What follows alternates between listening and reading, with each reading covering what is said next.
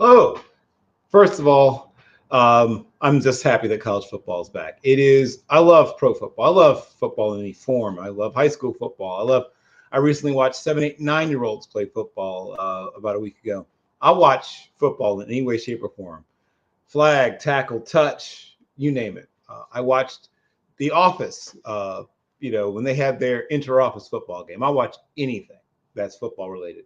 But for me, the combination of like polish and talent level that you still get at the highest levels or even any level of college football combined with you still have at least some sense of the love of the game still animating most of it makes college football my personal favorite type of college football type of football to watch. And thus far college football has not disappointed us. There have been so many great games already and more to come. We'll be joined momentarily by our guest, and of course, that is the wonderful Demetrius Verges at the Cornbread and Kool Aid Codcast, which is at Cornbread Pod on Twitter, aka X. I'll remember to call it X someday. But we're going to talk about the Big Ten, Michigan State particularly, and also the current state of the quote unquote super conference, right? I've had to adjust to the Pac 8 becoming the Pac 10 and then the Pac 12 and then the Pac 2. So a lot has happened. A lot has happened. I've watched the Southwestern Conference come and go. I've watched the Big 8 become the Big 12 and now the Big 17 or 16 or whatever it is. The big, when I sort of joke about the Big 10 being the big infinity. The ACC has gained and lost members over the years. But the common occurrence, the common thread, of course, is television contracts and money. And who doesn't love talking about television contracts and money? Well, I don't, quite frankly. But you can't not discuss it, I guess is sort of the way you put it. It's one of the things that you cannot avoid at some point having to deal with. And the ACC is in a rather odd position. Everyone needs to grow or die seems to be the current posture. And so now, if you're Memphis, if you're, some of those schools that have not yet been quote unquote gobbled up by one of the Power 4.2, they're, you're getting you up text, right?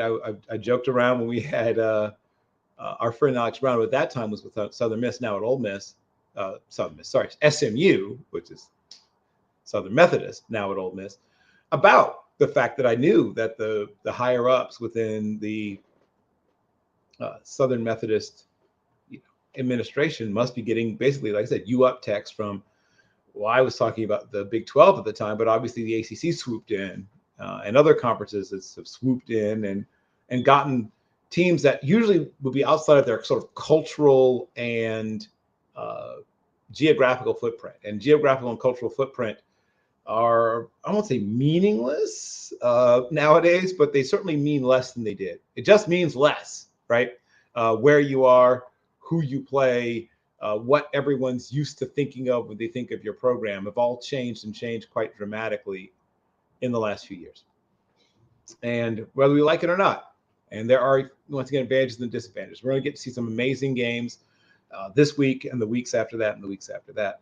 But to get to the Michigan State Spartans, I've always had a bit of a soft spot. One, because they were one of the programs that fairly aggressively, even as early as just after World War II, was aggressively recruiting Black players. Of course, they weren't the only ones, but they very aggressively recruited Black players to play for them in the Big Ten and let them even sometimes play positions outside of the edges, right, of offense and defense. They would have guards and centers and middle linebackers and eventually even quarterbacks playing for them fairly early on in the evolution of predominantly white institutions, recruiting and playing Black players at the quote unquote thinking man positions. But Michigan State finds itself at a crossroads. And when Demetrius joins us, I will ask him about how he feels about the current state of the program. But Michigan State is finding its way once more. I'll be honest, I was one of those people that was all in on the Mel Tucker hire.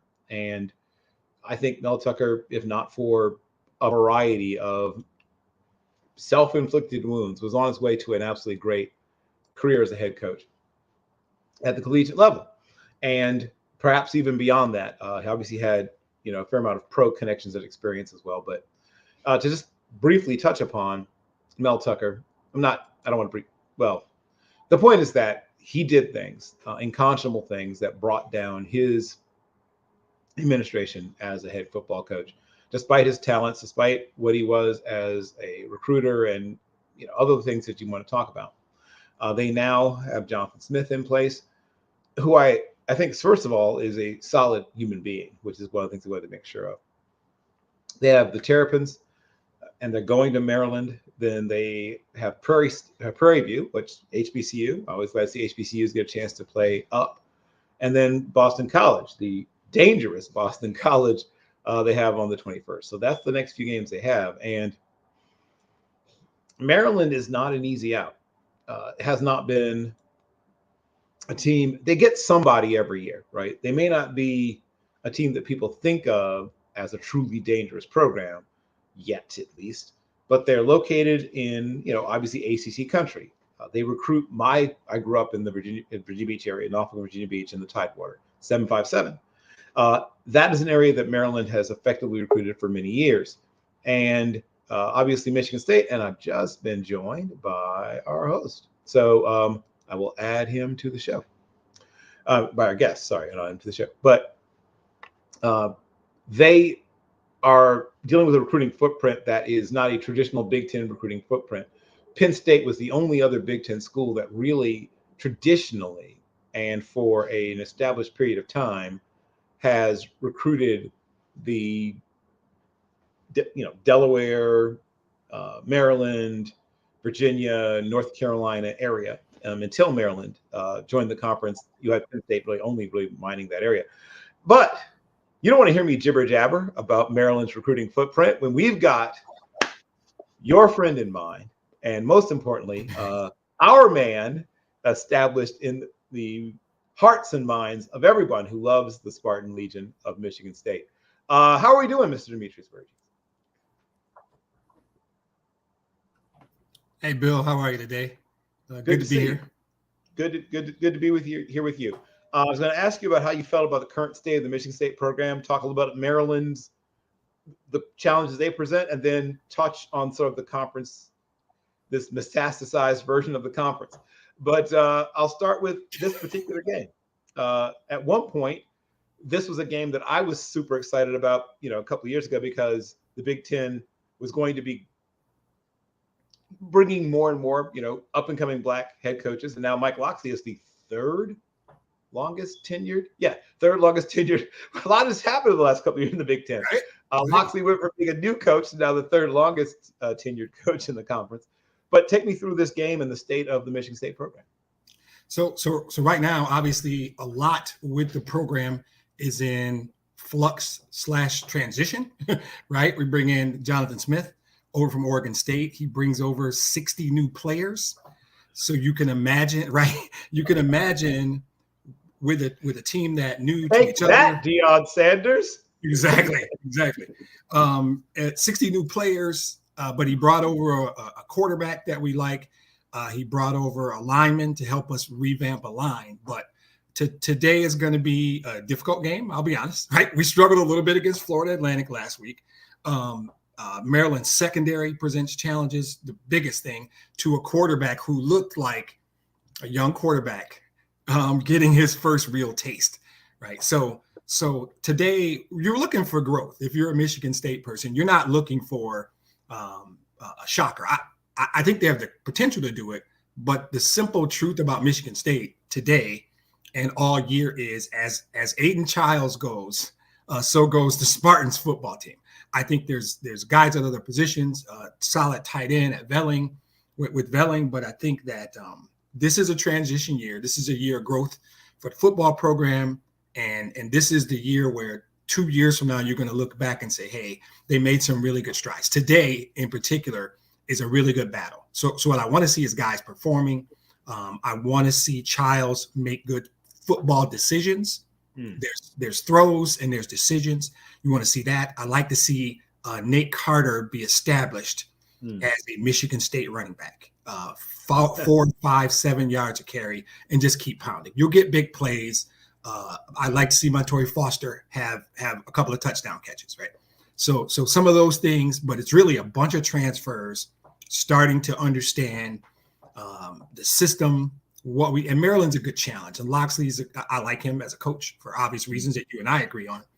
But I think the Maryland football team is always prepared. They don't not show up, win or lose. They show up. So I think it'll be a good game, a good test for a young, new in every sense of the word, Michigan State program, and I'm looking forward to it. Yeah, I like the way you put that. It is in almost every way except the. I guess and even some of the uniforms, I guess, are new. I think they busted out some new unis. So I guess the name, location has stayed the same. And the color, but it's still green. Yeah. Colors, name, location stayed the same. But you're right. It is a very many ways a new program.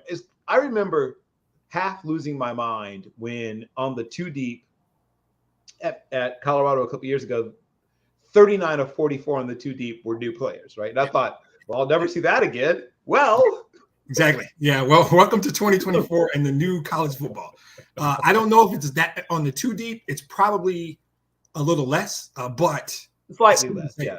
Still same. But I think, just understanding where we are. This is the first year of Jonathan Smith. We feel comfortable about what we're going to be, but we know what we are right now. I mean, I think that's a good thing to say. And that brings me to my next sort of slide-in question. So you said success means progress. Now, and I agree with you, but people like numbers. So, so if someone said you'll be happy with a season that ends with a record of what are you looking for in terms of that as you measure the progress? Yeah. So you talked about numbers, and numbers are important. I think my answer would be a bowl game, right? Ooh. For the obvious reason, you get 10, 12, 15 more practices. That's what's actually important. More so than the number. My answer to your question is 7 and 5. That'd be great. But we have to be honest again about, who we are. So I think my short answer to your question, but you got a manageable enough schedule, right? You focus on some of the key personnel losses from last year and know who you are. 7 and 6, I think I said 7 and 5. So hopefully 7 and 6, right? But you bring over a solid center and Tanner Miller from Oregon State, along with the coach. A guard from Illinois, Andrew Dennis, will help on the offensive line. So I'm dancing around the answer because it's much more about growth. The real answer to this question is not a number. It is bowl eligibility to get those extra practices. It is improved running game. It is established, like I said, guys like Montorie Foster and a young guy named Marsh, who you're going to learn about Marsh if you don't already know. You will. And I need to see Aiden Childs be a better quarterback in game 8 than he was in game 1. But my answer to your question is 7 and 5, 7 to 6. Sorry. I appreciate it. Felt very much like one of those debate answers from a political debate. I know who I'm talking to. You didn't want me to just say it. You require depth. I know you well enough to know what you were looking for. I'm so glad you asked me that. And here are my established talking points. Here are my 7 points that I've thought about. I agree with you about a lot of those. Aiden Childs is fascinating to me because you said you used the term Michigan State running back. And you have a quarterback that does not feel like a Michigan State quarterback. Would that be fair to say? That is very fair. And I'm fascinated by, of course, it's a different offense from anything you've ever run at Michigan State also, but I'm fascinated by his fit in, when I'm old enough, you're old enough to remember when Michigan State football meant we threw the ball when it was advantageous, like everybody's crowding the line, that kind of thing. Or if we're down by 2 scores and it's late, right? That was the times like there was times when it's we have a great look, or we're behind by a couple scores late.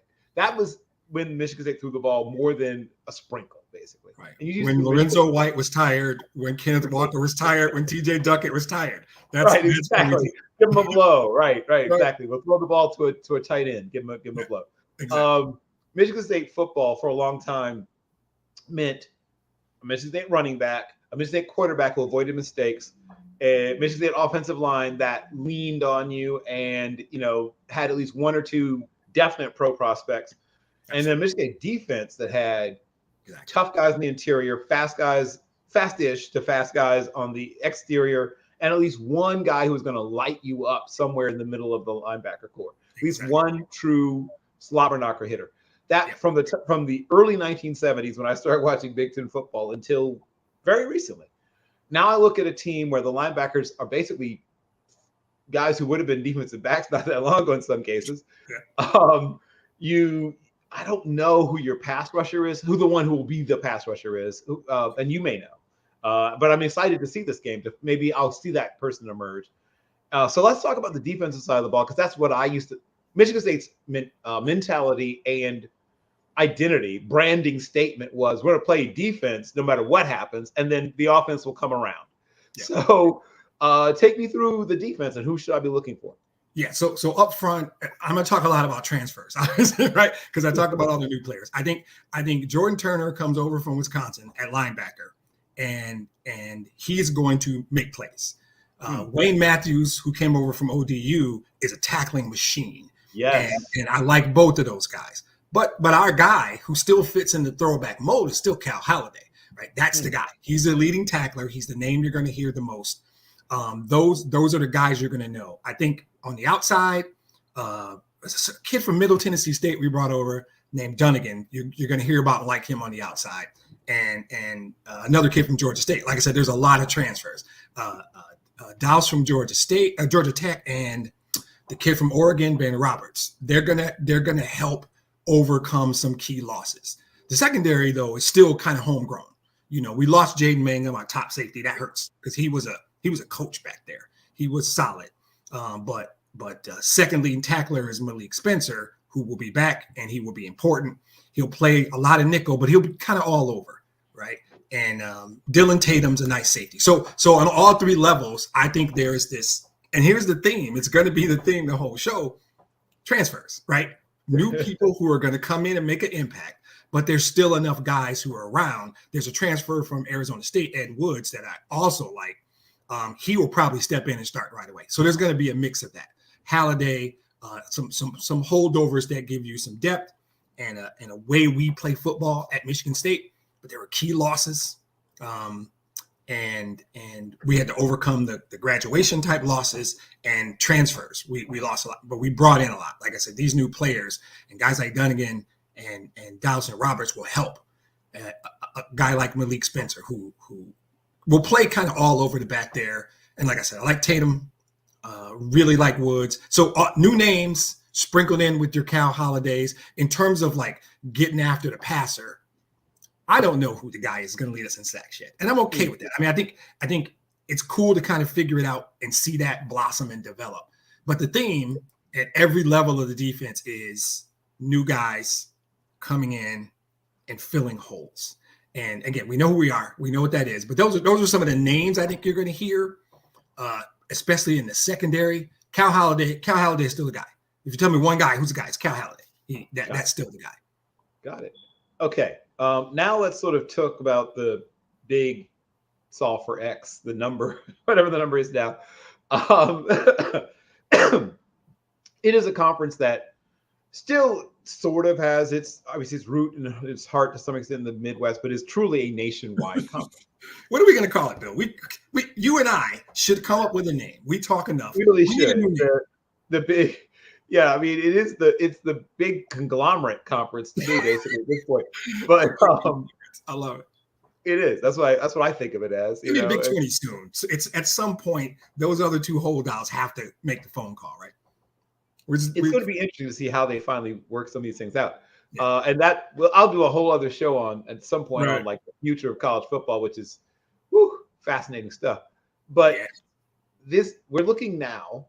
And you and I individually and football fans as a whole at the age of the Super Conference, and it's not going anywhere. You don't have to like it. I don't, but it's not going anywhere. So I'm going to have to adapt. You can be mad, but I'm going to have to adapt. One, do you think this hurts or helps a program that is thought of as a second tier? Hopefully you don't take offense to that, but thought of as a second tier team in the conference. Does the conference becoming bigger help or hurt, do you think, the teams that aren't the first two names that immediately come to mind? And then secondarily, do you think it's done, or do you think that this will keep amoebaizing, swallowing up more programs? Yeah. So I'm going to do the second one first because I love it when people do that. I'll Okay. answer the second part first. I think those other two, the Pac-2, have to come around, and eventually 20 is a round number, but it also makes sense in a lot of ways. You Right. can split the conference up geographically more fluidly. I think that at that point, you can start to see what's happening. And I use this simple analysis of college football is becoming the NFL. Really, the SEC called them the AFC. Let's call the Big 20 the NFC. That's what you're going to be. You're going to have the 12-team playoff, and they'll leave space for 3 or 4 teams. But you may even have a different answer than me. I'm not shocked this season if 8 of the 12 are from 2 conferences. I don't know if I'm shocked if 10 of them, depending on what Notre Dame does, right? Oh, right. That's what you got. You have an AFC and an NFC, and that's where we're going. And so that's where I see it growing to. It's just 20 is too. There's too much logic behind 20 versus 18 to not do it, and they're sitting there, and they can restore their historic rivalries and do everything like that. So I think you get the Pac-2 to come around, and you become the Big 20. You're the NFC. The SEC will be the AFC, and that's what it'll be. And it may be unfortunate. I don't know. To the first part, my school. The tricky answer, because I'm not ever going to be easy, is both. It helps and hurts. It hurts because we got to play Oregon, right? So it hurts there, but it helps, I think, far more, particularly for us where we are along the journey. I think that you can recruit more because Jonathan Smith has been in some of those living rooms. So the key there, he can recruit out west, and I think that. Money, right? We talk about it all the time. You have a number of great sayings around following the money. The money is bigger. They signed their TV deal, I want to say 2 years ago, maybe in 22. That's going to get bigger because you brought in marquee games now. Now you've got Michigan and Oregon. You've got Ohio State and Oregon. You got these marquee games, and USC is still a draw regardless of what they look like on the field. Washington is no slouch. You have games now, like marquee games. So your TV deal is going to go up. They're going to split that money. You're going to get more money, which helps your program and your university as a whole. It will help in recruiting because players want to play in big games. Players want to be on TV. These things are not just figments. They are a big part of it. So I think it both help and hurts. For us specifically, it will allow us a larger canvas to recruit. And that's at the end of the day, but everybody else gets that same larger canvas, right?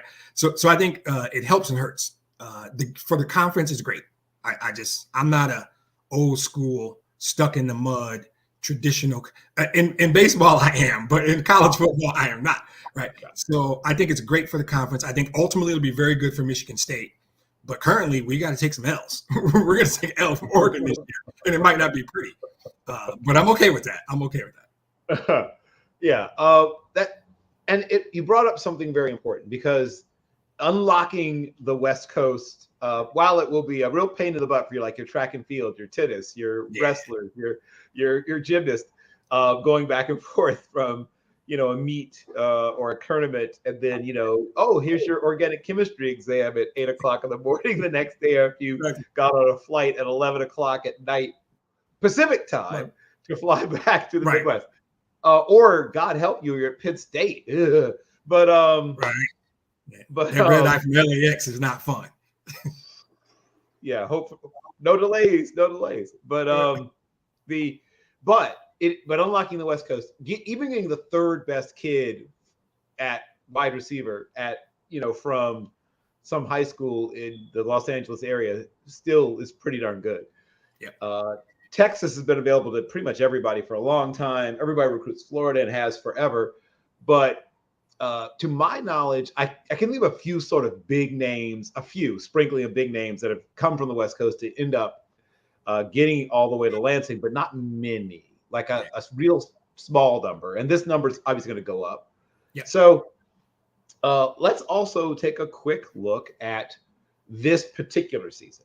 So you said you'd be thrilled with 6 or 7 wins, which makes perfect sense because 6 or 7 wins are going to be a challenge, but not impossible. Not impossible. Some things go your way. You have a quarterback-friendly coach, and a talented, though mercurial, I think is the term I would like to use, quarterback. I do believe that if he can be developed, he's in a good situation to be developed. Exactly. So this game is going to be a battle, as you already talked about. Let's move on to the next game. So the next game is Prairie View A&M. Of course, I love HBCU football, but that should be a win. Yep. So let's walk through the rest of it. So now you face the riding high Boston College program that we all got to see, frankly, humiliate. I mean, that wasn't even super close towards the end. They were dominating Florida State towards the end. When you look at that game, tell me some of the things that maybe concern you or places where you think might be opportunities for Michigan State to maybe find a win. Yeah, so it goes back to Aiden Childs, and I'm going to mention him a lot for good reason. At that point, I'd like him to be a lot more comfortable. Not necessarily in the offense, because he came from Oregon State with Jonathan Smith. So he, in terms of the playbook and the terminology, that's not what I mean. I mean playing Big Ten football, and even though Boston College is not a Big Ten team, I think what you saw in them was a little bit more speed than I thought. And I'm going to be honest, I think some of that was Florida State wasn't opportunistic. I'm trying to be nice. You're being very nice. Right. Sometimes you get beat and sometimes you lose. Mm-hmm. And what I want to see from Michigan State is if a team comes or you go there and they play better, I want to see you fight, stick around, even if you lose. I don't want to see you lose games. I don't mind watching my team get beat by a better team or even an equal team that played better on that day. The culture and the mentality has to be built. I want to see that we can run the football. We know who we are. I want to see a combination of running backs that, I mean, it begins and ends with Nate Carter still at the end of the day, but I want to be able to run the ball.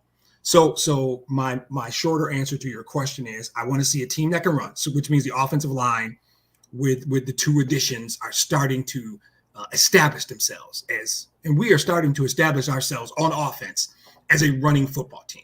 K'Ron Lynch-Adams is a great compliment to Nate Carter. I hate thunder and lightning. We got to find something better than that. But they're different styles of backs. He came Smash over, and dash has been one of the things that's become. He came over from UMass where he rushed for over 1,000 yards, almost 1,200 yards, I believe, and double-digit touchdowns. He brings a big playability that complements Nate Carter, because Nate Carter is, you need 5, he'll get you 7, right? I need to see Jack Velling establish himself as one of the best tight ends in football by this time. And I think the question is, what do I want to see in the Boston College game? Continuity is probably a short answer. I want to see growth at the quarterback position. I want to see us running the football. Win or lose, I want to see us imposing our will offensively. And on defense, tackle, right? Sometimes the other team will have skilled players, and Boston College. I'm not sure I know who Boston College is yet, though. But if we see the one that played Florida State, you got some challenges on the outside. So you got to tackle. So really offensively, because we go as Aiden Childs goes, I want to see maturity at the quarterback position. I want to see complementary football, both within the running back duo and in the offense. I'd like to see Jack Velling starting to show what he is and can be. And I think that some of the guys, Jerron Glover and some of the guys on the outside, the receiver, start to show who they are. So the real short answer is I want you to watch that game and go, oh, that's Michigan State. If there were no jerseys and no logos and no score, oh, that's Michigan State, because I know what Michigan State looks like. So by Boston College, that's what I want to see. I want to see, but it's not going to be the traditional Michigan State because Jonathan Smith brings something different. And as you called our quarterback, mercurial, right? We don't have Kirk Cousins, the banker, anymore. There's no Connor Cook, right? There's no Connor Cook. These guys, the statues that we normally have back there, right? Yes. This guy will tuck it and run. But if that's what the new Michigan State looks like, and now you're telling me I've got 3 running threats, because Carter will hit you, Lynch-Adams will go to the house, and now you got to worry about the quarterback. So I want to see them starting to establish who they are. That's what I really want to see by then. If there's a surprise win on the schedule, a win that other people don't see coming for Michigan State, who do you think gets surprised? Who do you think Michigan State if they do spring an upset this year, who do you think gets that? So you're my guy and all, and we're friends. We are. And we both live in the same state, in the same general area. Yes. But I bleed green and white. So my answer is November 16th over Illinois. That's the one I want. That's the one I think may happen. By then, we'll really know who we are. I think at Illinois would be a gut punch. And I don't love Brett Bielema. To be honest, I've never been a big Brett Bielema guy. There's a tough stretch in the middle, and we come out of that stretch and we go to Champaign.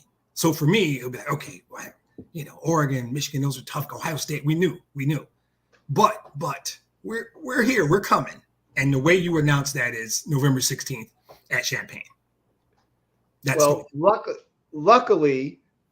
It was just grad school and not undergrad, so it doesn't hurt me as badly for you to say that. And if it were Lovie still there, it would still cut me because I absolutely love Lovie Smith. But I too have. We'll talk more. But yeah, Brett Bielema is not at the top of my list of favorites either. When he came to one of my alma maters and immediately started trashing the previous program. Not the classiest way to handle it. I understand, there's things you don't like and whatever, but there's a way to handle that. And whatever. Yes. We'll talk more later. We'll go at Brett Bielema. If only Brock were here, because Brock really knows how to trash a coach. But that's for another time. Okay, so you mentioned Mr. Childs several times. Give me at least two other players you really think might go from being players that people don't really know about. You mentioned, maybe one of them also, who established themselves as linchpin players for the Spartans this year, sort of maybe lesser known players that changed the way they're thought of. Yeah, I think people who watch offensive line play, and I know you do, everyone doesn't. The center position, in my mind, in college and pro, grossly underrated consistently, the importance of that position. So Tanner Miller is the name. And I don't know that you're going to hear his name a lot, but people who know football, people who understand football, when you and I are talking months from now about Michigan State's two-back tandem and how they're in the top part of the Big Ten and rushing the football, Tanner Miller will be critical to that. So he's huge. I think you may know Montorie Foster, you may not. I don't know. He'll be the leading receiver most likely, even though he'll probably spend a lot of time in the slot. He catches the football. And you and I have had conversations about all of the job criteria for a wide receiver. And I think we've consistently agreed the number one thing is catch the football, right? Yes. Blocking is great. Knowing the route tree is awesome, right? But if all those things exist and you drop passes, it doesn't matter. Montorie Foster catches the football.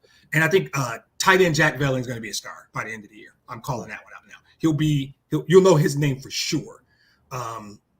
You will know Jack Velling because he'll be a critical part of the Michigan State rotation, and he'll probably get some national. Cal Haladay, you should already know. So on the defensive side of the ball, that one's easy. I think that Ben Roberts, the D-back that we got over from Oregon, he will help.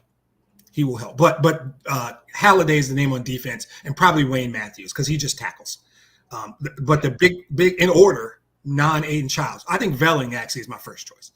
And Tanner Miller, the center, will get recognition on a national level. Those would be probably the top two. And Haladay he's a football player.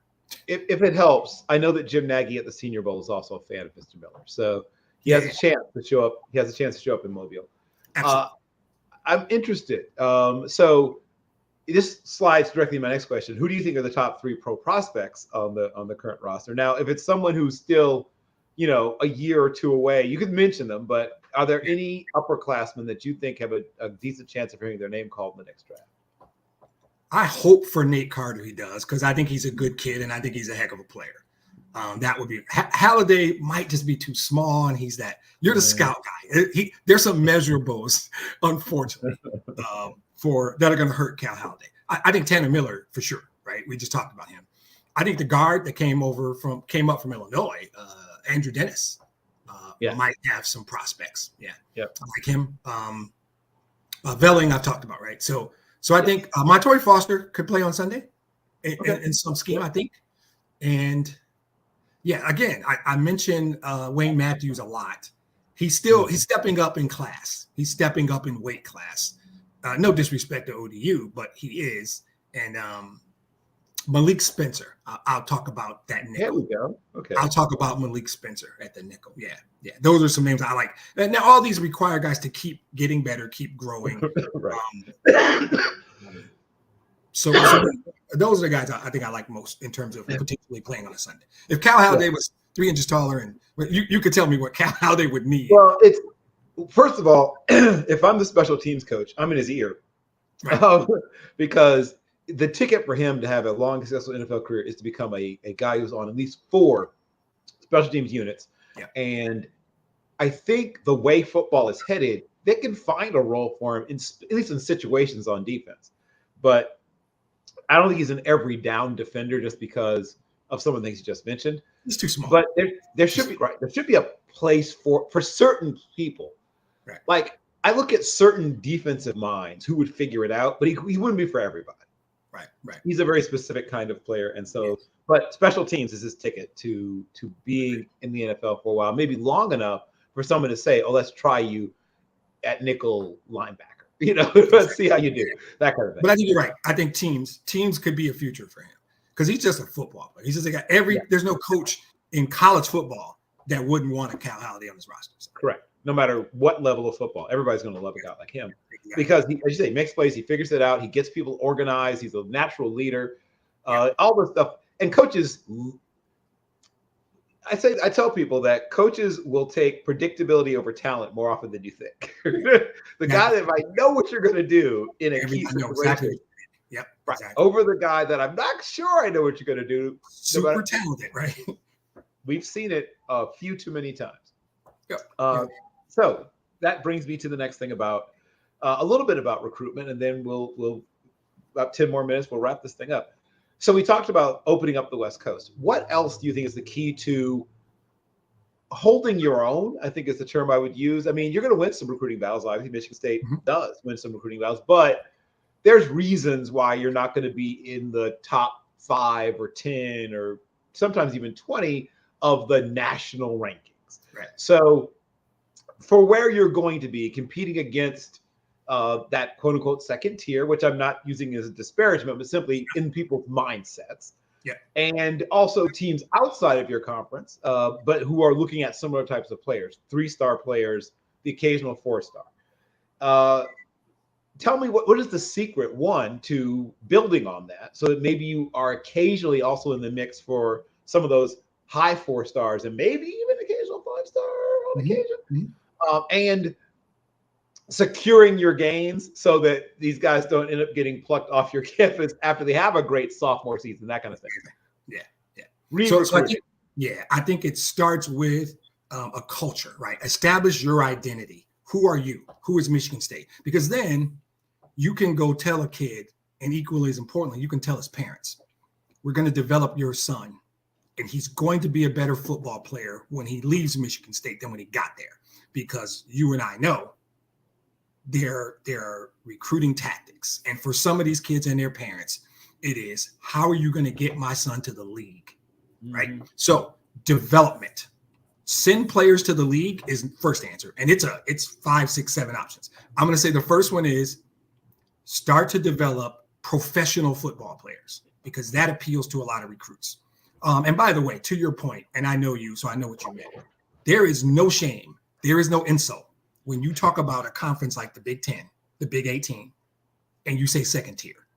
Because understand that first tier is uber elite. That first tier is 3, maybe 4 teams, and they're uber elite.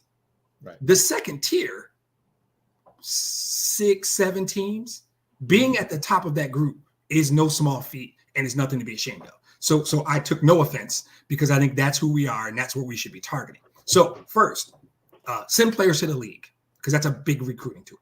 Look at these guys who went to the league. Second, you got to beat those clowns up the road. And I use clowns, how I use them. I know you mean. Beat them because that recruiting thing is it's great if you can get some kids from Florida. And we have a good history with Florida in particular. Yep. But you got to get that kid from Ypsilanti to drive 80 miles, right? You got to get that kid from Flint. You got to get that kid from the city, from Detroit. Right. Martin Luther King High School. Martin Luther King, Pershing. You got to get that kid to choose us over them. And how do you do that? You beat them. And we had a 10-year stretch where we owned them. That changed. Yep.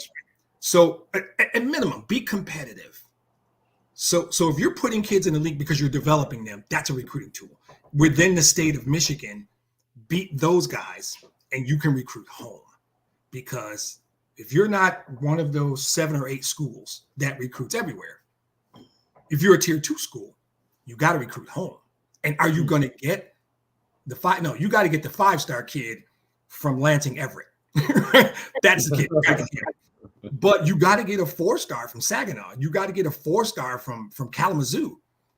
And then you got to build your roster with solid 3 stars from Michigan, Indiana, Ohio, Illinois, and you have to develop them.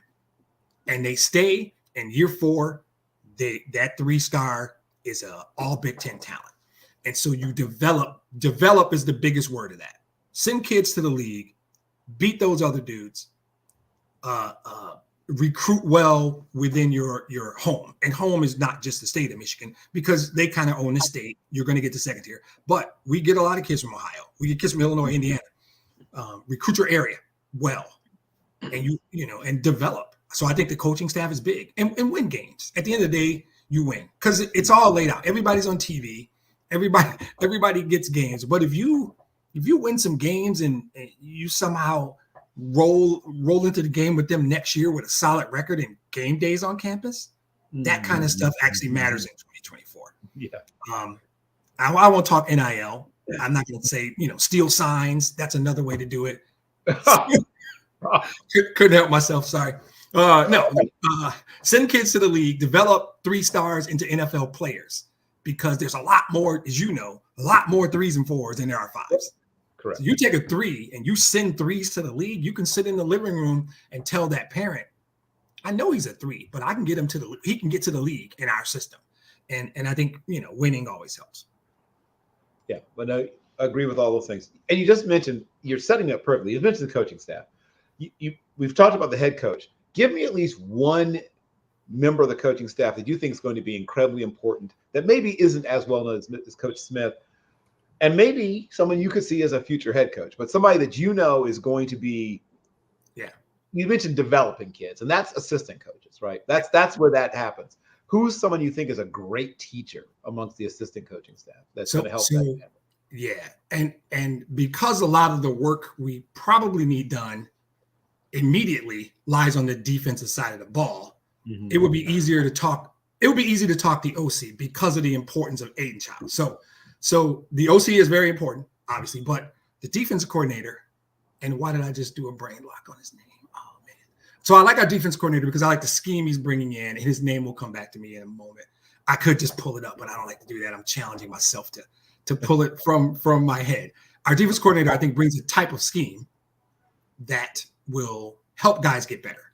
And that's really kind of what it needs to look like, getting better. I talked earlier when you asked me about, hey, what do you want to see? It's still guys getting better. So I want the defense to be better. I want the defense to look better. And I apologize to his parents because I forgot his name. But our new defense coordinator, I like very much. Lost it. Yeah. So the defense coordinator, Brian Lindgren. Sorry, got him. OC. Brian Lindgren is going to develop Aidan Chiles. So if Brian Lindgren develops Aidan Chiles and Aidan Chiles become a pro prospect, Nate Carter goes to the league, Miller and Dennis, and you send 5-6 offensive players to the league, that is how an OC gets a job. So I think the defensive coordinator needs to build, but the OC has talent. Montori Foster's a talent. Jack Belling's a talent. Aidan Chiles, Nate Carter, I mentioned a bunch of names. There's talent on the offensive side of the ball. And if Brian Lindgren gets those guys to the league, that's how your name comes up as a coordinator for jobs. Now, will he, what job will that be? It might be a job at a MAC school or something like that. But Lindgren's a guy who we think will bring, the biggest thing is blocking. We're going to block. Our O-line's going to be better. We're going to run better. and hopefully protect the quarterback better. And those are the most critical things. So Brian Lindgren is actually the OC who I was trying to think of, because you're also going to like the way he presents. You would love sitting 5 minutes with Brian Lindgren talking football. You're just like, wow, okay, that's the kind of guy on the coaching staff that I think you'll hear about him in the future. And the name you're trying to pull is Joe Rossi. Yes, but aggressive, yes. Very high energy, young-ish defense coordinator on the rise. Inspiring. They're going to like him too. I like both coordinators actually, and I think that there's more talent on the offside of the ball right now. So I think Lindgren has a better chance to show more. Okay. My final question is 3 years into the future. I love doing that because it gives a chance to either look like brilliant geniuses or utter fools.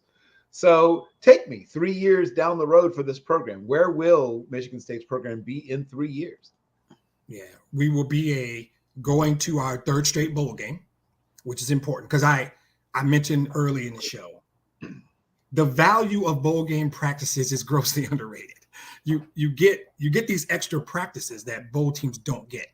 I think it's the showcase that'll help you recruit. So third straight bowl game, ideally is something in very late December. And I think we have players on the roster that are all Big Ten caliber players. And you're looking at that fourth year as competing for a playoff spot, which in the Big Ten is fourth place finish, maybe, right? So we need to have a cycle where at minimum every third or fourth year we are competing for that third or fourth spot in the Big Ten. You got to upset those guys down the road. You got to go to Columbus somehow and steal one or Happy Valley. I know, I'm just saying, I have that confidence in Jonathan Smith that in 3 years we'll have a team capable. Oh, not in Columbus. Okay, beating them in East Lansing. How about that?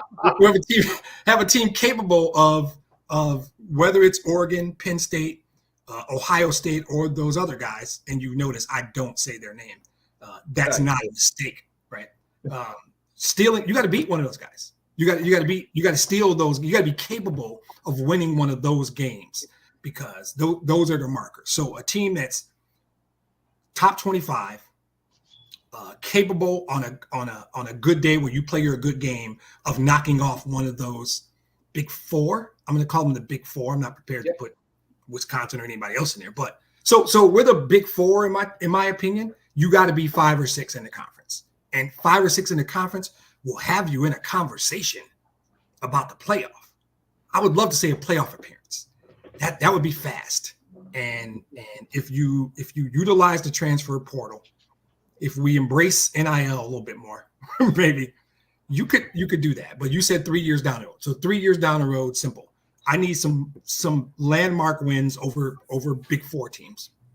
I need to be ascending. Third straight bowl game, something in late December. And I need us to kind of be that team just outside on the fringe of the 12. Talked about that. Terrific, solid, well-reasoned answer. You robbed me of our of what was going to be our signature when we started repackaging and sending out the clips. You took us. We almost had the signature clip where you called for it within 3 years beating Ohio State and Columbus. Like, oh, Demetrius Burgess called for it. That's it. He like, called it. We got it. That's that. We're going to lead with that. We cut up the clips. That's the one we're going to lead with. All right. Somebody get somebody on the line. I agree with almost everything you said. And to me, recruitment, and you said growth, and like I said, the term I think I used was consolidating your gaze, right? Because the problem being a developmental program is what my great-grandmother used to call is fattening frogs for snakes, is that you end up developing players, and then Oklahoma's like, thank you very much. Here you go. Absolutely. And that's a part of football in 24. But if you're smart and you can land, I mean, we've got some good transfers. I mean, we got some really good transfers. So everybody's got the same. It's different. They just poach. But I've used the word development 5 times for a reason. So we got to go grab a 3-star and develop him into a pro prospect. We've got to take a guy like Aiden Childs and Jonathan Smith has to continue to recruit the West Coast, no matter what. Convince some kid right in the San Fernando Valley that East Lansing, Michigan is a beautiful place, because it is. It is. So that's the work there. But when you get that kid on all the kids to visit between end of May and early September. Right, there you go. Right, there you go. but more than anything, when you win games, because I think if you put that list of things that entice kids, right? Playing time probably. I don't know. You can tell me what you think. Coach prestige is a cool thing, but program success, in my opinion, is probably right behind playing time. A guy doesn't want to come and be the fifth man on your depth chart unless you're Alabama or Georgia, because he's still going to go to the pros. He knows that his time's going to come. But a school like Michigan State can't tell a kid you're fourth. That guy's going to go somewhere else where he can play. So my playing time, but coach prestige, which I think Jonathan Smith will build, team success. I think conference prestige helps. But I think that knowing how to recruit and what kids want, we can offer playing time. If you're good enough, you can get on the field in East Lansing. Yeah, because we got spots. We got spots. But I think recruiting really good 3-stars and some 4-stars and then turning them into NFL players should be the hallmark. If you can say that, you can go into a living room and say, I don't think he's one of the best 100 players in the country. It doesn't matter, because if he comes to Michigan State, he can still be in the league in 2 or 3 years. That's how you sell parents and kids. The kids that will go to Michigan State. There's a certain group of kids that, unless they were born in, Livingston County somewhere, might never even consider Michigan State. But the kids that will, and the kids that want to grow, and the kids that want to develop, you can get those kids 3s and 4s. We'll get the occasional 5. Like I said, there'll be a unique situation. Like I said, some guy locally whose dad or legacy guy, another kid named Snow comes up, he's ours, right? Something like that. One of those Bullas. One of those great linebackers. Right, you get all the Bullas, yes. We get all the Bullas. We'll get a Duckett, right? We'll get a Snow. Those guys will come, and I think that you keep doing the legacy work. Get your homegrown kids and develop. That's really what we have to be. We have to be a school where we have a bunch of redshirt juniors and seniors playing, and then that's where we can compete. But we're going to get that win in Columbus. I'm calling it. Go ahead and put it on there. Okay. Excellent. Well, as always, we will have to have you back some point later in the season, maybe before that game against those other guys.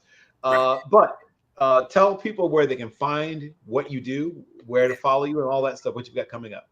Oh, absolutely. So I love green and white, but the main focus of my podcast work is in pro football. It's not even in pro football. It's Detroit Lions. So if you happen to be a fan of the Lions or you just find them interesting, the Cornbread and Kool-Aid podcast is where you can find it pretty much on any platform. Kool-Aid is Coolade, because the Kool-Aid people wouldn't give me the trademark. So the Cornbread and Kool-Aid podcast, like I said, it's on pretty much any platform you can look for. It is Detroit Lion focused, and this would be a good year to start looking at that. You can find me most Wednesday nights on the Sports Crib, along with my good friend, the co-host of this very podcast. It's a good time, good group of guys. And you can find me on anything Bill Carroll asked me to do. Pretty much, that's where you find me. If Bill makes the call, I'm there. Well, that is the greatest compliment I think I could ever be given. We will definitely be talking again, and we'll talk some pro football. So if you want to break down a game, Detroit versus, you tell me once again. You pick a week, and I'll make my way over to the Cornbread and Kool-Aid podcast. Love it. I want you down in November for Houston. That's the one I want you. Oh yes, that's at Houston, November 11th. Let's talk then. I do. I'm a fan of that one. So I'll start breaking down tape now. Once again, everybody, thank you so much. Thank you for staying and being with us. We will have you on again in the future. And for those that enjoy, hopefully you do, what we do, like and subscribe. I've been told to say that more often. So I did it. Yeah. Hopefully that'll satisfy that requirement. But most importantly, this is my great joy, my great love. And I have my great friend Demetrius with me. For those of you that, like I said, have been with me through the beginning of this, we're going to do this. We're going to keep doing this. This is one of my favorite things to do. Thank you again. You're probably all should be going to, pre-games are ending. Get ready to watch your games. Enjoy this week, and we will see you again in one more week. Take care, everyone. And once again, thank you, Demetrius.